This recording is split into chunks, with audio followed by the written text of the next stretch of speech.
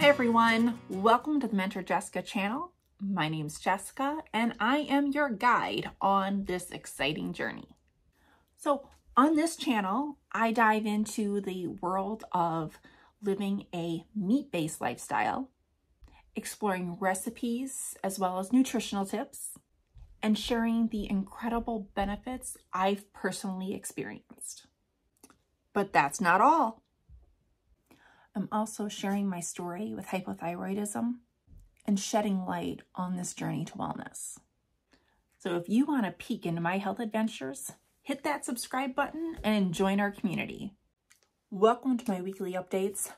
This week, I'm updating 2 weeks. Last week, I was late in getting the previous weeks done. I was going to do 2 separate videos, and as I was editing one video, I was getting all kinds of emails and notifications and questions about a homeschool proposal that was coming through. So instead of doing 2 videos and posting them separately like I would ideally like to do, for sake of time and knowing what's all going on in the whole homeschool world in our area in Iowa, I am just doing 2 weeks in one update video and making it short and sweet because things have just gotten crazy between that and weather and my schedule.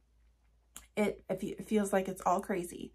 So here we're going to do 2 weeks of updates. So I'm just going to admit, I expected these numbers to be a lot worse. So for the last 2 weeks, as I was getting ready, I took my measurements and I took my weight, I wrote it down, and I really didn't sit down and compare until today. And as I'm going through, I'm kind of shocked. So we're going over week 34 and week 35 of Carnivore. And I did have a lot going on. I just finished a convention. There was a homeschool proposal coming through. There was a homeschool day at the Capitol, and we had a homeschool field trip just in the last 2 weeks. And stress, and that amount of stress and that amount of running does do a toll on me. I usually get stressed out. I usually gain weight, and so the numbers were not surprising to me. Not only do I normally gain weight, it was also towards the end of my cycle where I'm typically gaining weight as well. So I was expecting a lot worse numbers for these last 2 weeks in a row. Just the way that they hit the end of my cycle just right, as far as making it look like I had more weight to gain. So for week 34, I gained 1.9 inches and I gained 0.2 of a pound. So that wasn't so horrible as far as the weight. The inches drove me nuts. Now, the next week, so for week 35, which we were at the beginning of March, I gained 0.6 inches, 0.6 of an inch, and gained 0.9 pounds or 0.9 of a pound. So just almost a pound, not quite a pound, which didn't feel so horrible with the amount of stress that I was under. I wasn't getting much sleep during this whole time, which affects me. And then for it to be that time of my cycle. So I'm hoping things will calm down. With this, I did also get a lot more movement. Not only because the cold days, I seem to be indoors in some type of convention center and walking around, working a booth. And on the nice days, I was getting as much time outside as possible, doing as much work outside. There was enough that needs to be done.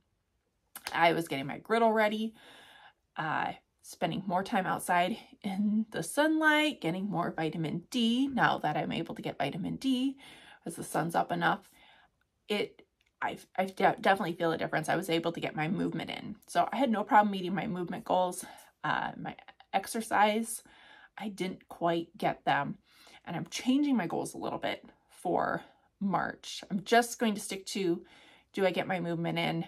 am I exercising versus tracking what exercises I'm doing. I'm going to kind of judge it by, depending on the weather, will depend on what I do. Because when it's nice, I want to be outside. And when I say it's nice, we've had weather where it's been 70 degrees and we're breaking records. It's been great. But then some of those same days where it was 70 degrees, we had a chance of snow in that evening. So there are quite, the temperature ranges are quite interesting. And there's been sickness spreading like crazy. Almost everybody I know, I feel like, is sick. And I'm assuming it's because of the huge temperature changes. But thankfully, I haven't been. As much as I've been running around and stressed out, I haven't been sick yet. And with doing all this running around, I haven't been using the sauna the last 2 weeks. I didn't use it at all. And I want to get back into that routine of using the sauna because I do feel a lot better when I use the sauna. And so that's on my goal too, to continue using that sauna. However, on those days where it is 70 degrees, it is very hard to get in a sauna. Just because I feel so warm afterwards and I'm letting off heat. And if it's already warm, I don't want to be in that sauna and getting even warmer. So that's my struggle with the sauna during the spring and summer.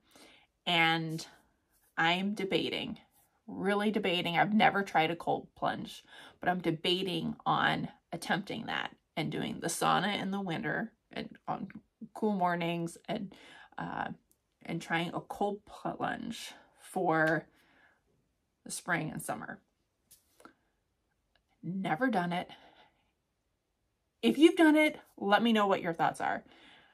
If you've done both, I want to know what do you feel? What are your thoughts on both? Because I have the infrared sauna with the lights. I absolutely love them. But again, it's really hard to get in a sauna. And then it warms up my room.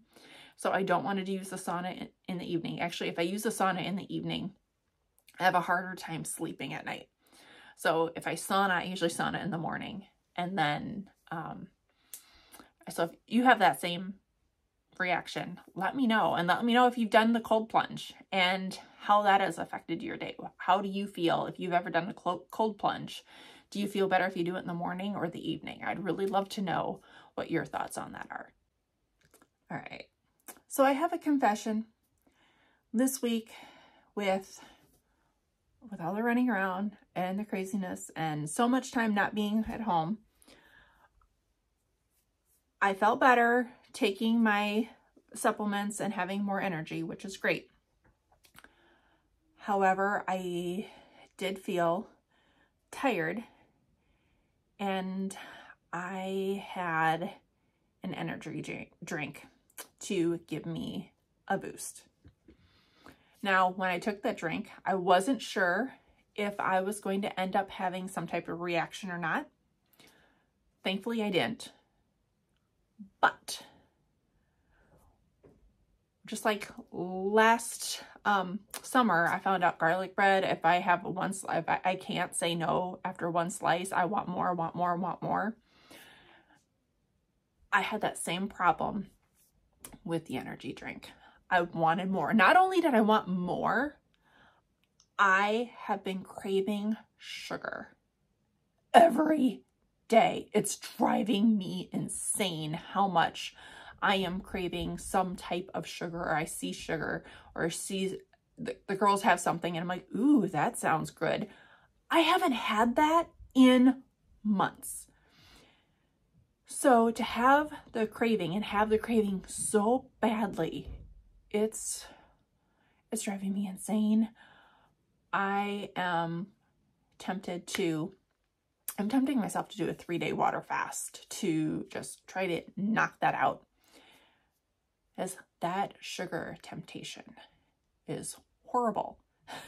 And I don't have that, I haven't had that as badly like with pizza. Okay, I have a couple pieces and I can say no. I have a hard time, might have a hard time saying no. And I know I crave pizza and I have a hard time saying no, but I can say no. This is a totally different craving.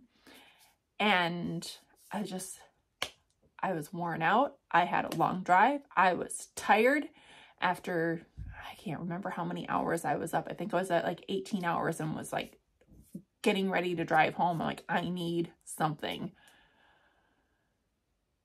And I had that energy drink and it didn't keep me awake. Well, as soon as I got home, I crashed. I was able to sleep. But the sugar craving was horrible. So I am trying to get back on track, because after I had one and I had a couple extra stressful days and had running to do, guess what I did? Yeah, I had another one. Like each day where I was running around and had so many things going on. I wasn't eating and then I had this energy drink.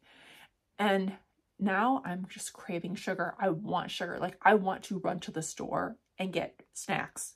And I haven't been like that. So this has been a struggle. Like I want to. I haven't. Oh boy, do I want to. And this is going to be individualized. So this is something I'm learning, that I cannot do this. At least that one was just, I'm really struggling with that. So I'm hoping a 3-day water fast will help alleviate that. I am getting ready to do, I plan on doing my hypothyroid test today, my blood test, to test that today. And then I got up, got moving, and ate before I had meetings right away. And I have to fast before I do that test. So I guess I'm forcing myself to do it tomorrow, which is fine. I don't have any meetings until the afternoon, so I have all morning. And so hopefully I'll get those results, get that done. Hopefully I'll remember. I'll set it out by my bedstand so I remember. And I can do that and get those test results and update you on how things are going as far as the foods that I'm introducing and if it's affected me. I'm not sure how that sugar, those energy drinks, how that's going to affect. They should be out of my system by now, yet I'm still having the cravings. I don't know, but we'll see what those test results come back as after now reintroducing foods, to see if I need to go back and do my elimination again. Hopefully I'm doing better. Hope so. I'm feeling better after doing the supplements, after I added the supplements in. So hopefully that is all I need. So we'll see how that is and see you on the next update that after I get this posted will feel like just a few days. Right. Thank you for joining me, and we will see you next time.